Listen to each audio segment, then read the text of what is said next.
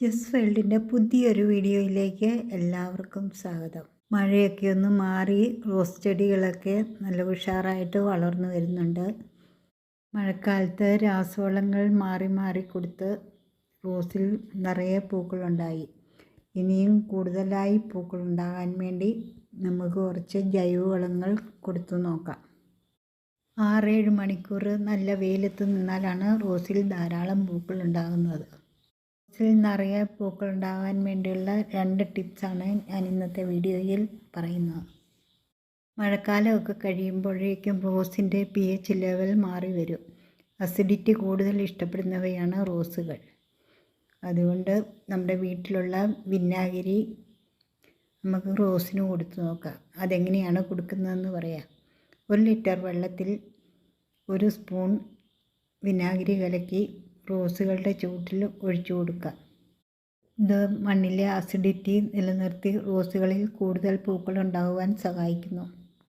ഈ വിനാഗിരി കലക്കിയ വെള്ളം റോസുകൾക്ക് ഒഴിച്ചു കൊടുത്ത് 2 ആഴ്ച കഴിയുമ്പോൾ നമുക്ക് വേറൊരു ജൈവവള മിശ്രിതം തയ്യാറാക്കി റോസുകൾക്ക് കൊടുക്കാം.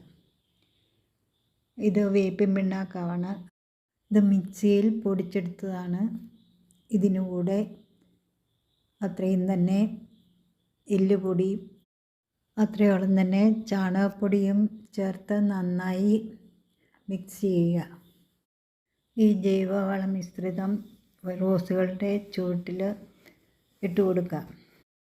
വേപ്പിൻ പിണ്ണാക്ക് വളമായും കീടനാശിനിയായിട്ടും പ്രവർത്തിക്കും. മണ്ണിലുള്ള കീടങ്ങളെ എല്ലാം അകറ്റാൻ ഇവ സഹായിക്കും. എല്ലുപൊടിയിൽ ധാരാളം ഫോസ്ഫറസും സൾഫേറ്റും ഉള്ളതുകൊണ്ട് പൂക്കൾ ഉണ്ടാകാൻ സഹായിക്കും. ചാണകപ്പൊടിയിൽ ധാരാളം നൈട്രജൻ അടങ്ങിയിരിക്കുന്നതുകൊണ്ട് ചെടികൾ നന്നായി വളരുവാനും സഹായിക്കും. വളമിട്ട് കൊടുക്കുമ്പോഴൊക്കെ ചെടികളുടെ ചുവട് നന്നായി ഒന്ന് ഇളക്കി കൊടുത്തിട്ട് വളമിട്ട് കൊടുക്കുന്നതാണ് നല്ലത്. വളങ്ങൾ മണ്ണിലേക്ക് ഇറങ്ങി ചെല്ലുവാനും വേരുകൾക്ക് അത് എളുപ്പത്തിൽ വലിച്ചെടുക്കുവാനും ഇങ്ങനെ ഇളക്കി കൊടുക്കുന്നത് സഹായിക്കും. മണ്ണ് നന്നായി ഇളക്കിയ ശേഷം അതിന് ചുറ്റും ഒരു പിടി വാരി വിതറുക. അതിനുശേഷം പിന്നെയും മണ്ണ് ഇളക്കി നന്നായി മണ്ണിലേക്ക് ചേർത്ത് കൊടുക്കുക. ഈ ജൈവവളങ്ങൾ വളരെ പതുക്കെ മണ്ണിൽ അലിഞ്ഞു ചേരുകയുള്ളൂ. അങ്ങനെ എല്ലാ ചെടികളിലും ഇതുപോലെ വളമിട്ട് കൊടുക്കുക. 1-2 ആഴ്ച കഴിയുമ്പോൾ റോസുകൾ നിറയെ തുരുതുരാ പൂക്കൾ ഉണ്ടായിക്കൊണ്ടിരിക്കും. വീഡിയോ ഇഷ്ടമായാൽ ലൈക്ക് ചെയ്യുക, ഷെയർ ചെയ്യുക, കമൻറ്റ് ചെയ്യുക.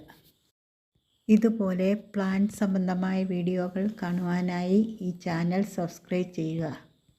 പുതിയൊരു വീഡിയോയുമായി വരും വരെ ബൈ. Thank you.